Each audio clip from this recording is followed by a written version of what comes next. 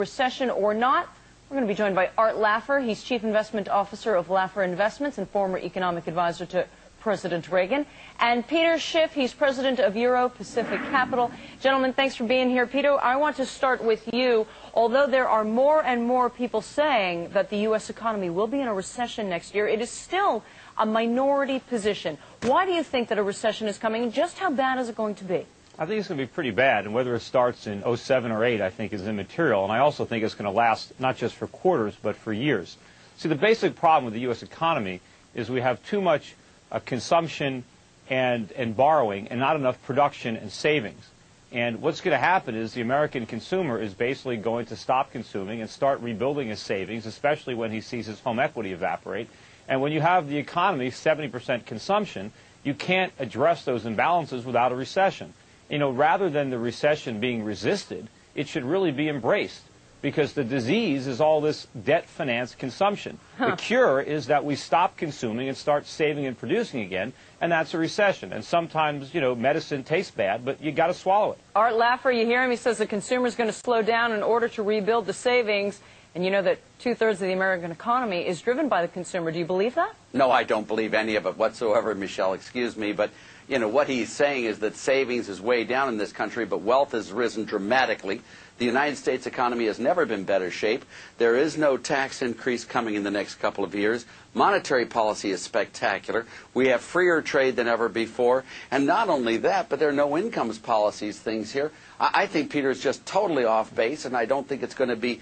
I mean, I just don't know where he's getting his stuff. Well, one of us is off base, but it's definitely not me. I mean, it's not wealth that's increased in the last few years. We haven't increased our productive capacity. All that's increased is the paper values of our stocks and real estate. But that's not real wealth, no more than the NASDAQ was wealth. When you see the stock market come down and the real estate bubble burst, all that phony wealth is going to evaporate. And all that's going to be left is all the debt that we accumulated to foreigners. Peter, I'm going to take a bet with you on this one. I'll bet you a penny on this one that if you'll sign a letter saying that if you're wrong, you'll sign a letter that you were wrong to me in this, but you're just way off base. There is nothing out there that tells us we're going to have a nice slowdown, but it's not going to be a crash. All right, let me ask you this. I'll bet you a lot more than a penny. Big question. Will homes be worth more or less in 2007? Tom, what do you think?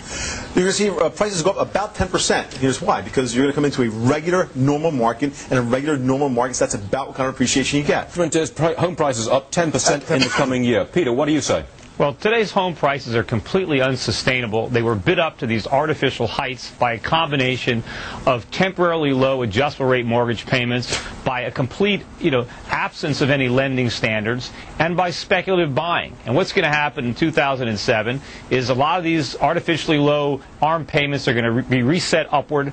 You're going to start to see both the government and the lenders reimposing lending standards and tightening up on credit. And you're going to see a lot of the speculative buyers turn into sellers. And these sky-high real estate prices are going to come crashing back down to earth. First of all, I have no idea what Peter Schiff is talking about. I agree with Tom. I think they're going to be probably up to about 10%. What artificial lending standard are you talking about? What's word to Peter? Most of the profits that people have in real estate are going to vanish, just like the profits in the dot-coms in 1999-2000. It's a fantasy. People can't sell their house. The inventories are exploding all over the country. Houses are on the market for 6 months a year. There's no bidders. The prices are going to fall through the floor. You guys are deluding yourself. We heard it loud and clear from all of our panelists. We thank you very much. And Stein, you say this could be a perfect storm for buyers. What do you mean? I mean that the credit crunch is way overblown. The financials are being given away. They're so unbelievably cheap. Many of the resource companies have gotten really whacked and are cheap at this point. The subprime problem is a problem, but it's a tiny problem in the context of this economy. The storm is a problem, but it's a tiny problem. Meanwhile, it's as if nuclear war has struck the financials and really struck the whole market. It's a buying opportunity, especially for the financials, maybe that I've never seen before in my entire life. Trace, this is just getting started. It's not just subprime. This is a problem for the entire mortgage industry. It's not just people with bad credit that committed to mortgages they can't afford. It's not just people with bad credit who are going to see their home equity vanish. And it's not limited to mortgage credit. Americans are going to have a difficult time borrowing money to buy cars, to buy furniture, to buy appliances. Foreigners around the world have been lending us money for years. They're now finding out that we can't afford afford to repay. This is going to be an enormous credit crunch. The party is over for the United States. We cannot continue borrowing to live beyond our means and consuming foreign products. It's you must over. be a laugh right at a party. Huh? No, I'm pretty fun at parties. Okay. I don't just talk about this. Dollars down. But subprime is tiny. Subprime is a tiny blip. It's not tiny, and again, it's not just subprime. It's the entire mortgage market, right? All right. Well, Tracy, you're disagreeing with. Simply wrong. Well, you're simply wrong about that. No, I'm not. You're simply wrong. To Ben's point, defaults for the whole mortgage market are tiny. No, but it's good. Just give it time. Wait till all these mortgages reset. Wait till people realize. So you're saying it's going to be yet to come. Charles, you were just speaking. What do you think? I think volatility is going to be here until we can look at the books of major financials, so that means until the next round of earnings, but I think the worst is over. Ben? Well, I think stocks will be a heck of a lot higher a year from now than they are now. Tracy? Yeah, but we have more volatility to go, at least through September. Stuart? The big banks, the central banks, still have plenty of big guns to fire. They'll fire them when necessary. The worst is over. Peter, I guess razor blades are in order? The worst is yet to come. The fundamentals are not sound. They're awful. If the fundamentals were sound, we wouldn't be having these problems. All right, fair and balanced. You get to buy blue chip stocks at discount prices, but our pros say you can do that right now. It's time to get more for your money. Ben, what have you got, my friend? Well, the financials, as I keep saying, are just super bargains. I particularly like Merrill Lynch, which is an astonishingly well-run company. You know, a couple of days ago it was trading at barely more than 7 times earnings. Financials typically trade at a low P, but this is a joke. This stock is, they might as well be putting it in cereal boxes and giving it away. That's how cheap it is. Charles, what do you think of that?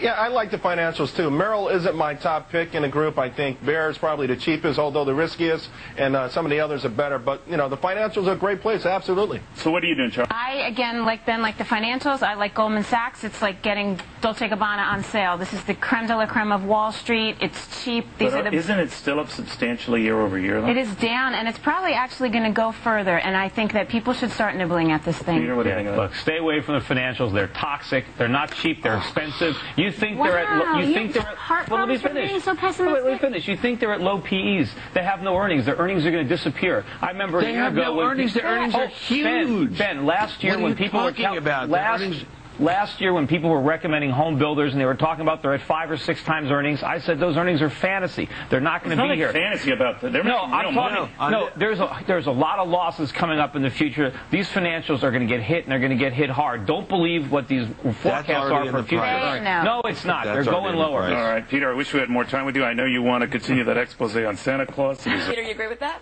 Well, I think it's going to be an issue, but I think the economy in general is going to be a bigger issue. I think certainly by November it'll be obvious to just about everybody that we're in a pretty severe recession. I think a lot of the voters already know that. Just some of the people here in Wall Street haven't figured it out yet. But I think that the recession, the economy in general, is going to be a much bigger issue. And unfortunately, I think, you know, it's not tax cuts that we need. We really need a lot of spending cuts. The government has to cut spending because if they cut taxes and then just print the difference, what we get is inflation instead. So we have a little bit more money in our paychecks, but we have to pay a lot more for food. We have to pay a lot more for energy. And, of course, eventually we're going to see a big increase in interest rates as a result of all this inflation. All right, Charles, the crystal ball. Well, you know, if it's between boom and bust, I'll go with boom. I know the first half of the year is going to be tough. There's no doubt about it. But I think by the second half of the year, all these interest rate cuts will work their way through the system. Obviously, I think the housing market will be a lot better than it's been in 2007. The auto market, jobs, unemployment about 4.7%. And I think, Peter, inflation is going to be held in check. What do you like, Charles? Washington Mutual, and I'll add the caveat up front. This is a high-risk play, right? We're catching a falling knife. No kidding. What do you got for us? Well, I think in general people should stay away from stocks. It's going to be another bad year. I'm recommending the ETF GLD. I mean, gold has been doing incredibly well. As I mentioned earlier, it was up 33% last year. I think gold's going to go over $1,000 an ounce next year. I think U.S. stocks are going down. For all those stocks, I think the Dow's going to go to 16,000, but the big winner will be NASDAQ. So I think everyone should have some exposure to the NASDAQ. Even now, after the run-up we've had. Oh, absolutely. What do you got going? Well, it might be a big year, just big losses. And, you know, I think what's going to happen now is we're going to see the subprime type loss scenario unfolding in other asset classes, such as bonds backed by auto loans, credit card debt. And that's really going to, you know, pull the rug out from under the consumer when not only can he borrow money to buy a house, but he can't borrow money to buy a car. He can't use his credit card at a department store because the people who hold all this debt and Wall Street securitized these bonds the same way they did with the subprime bonds, they're going to lose a lot of money and it's going to be a bigger credit card. All right.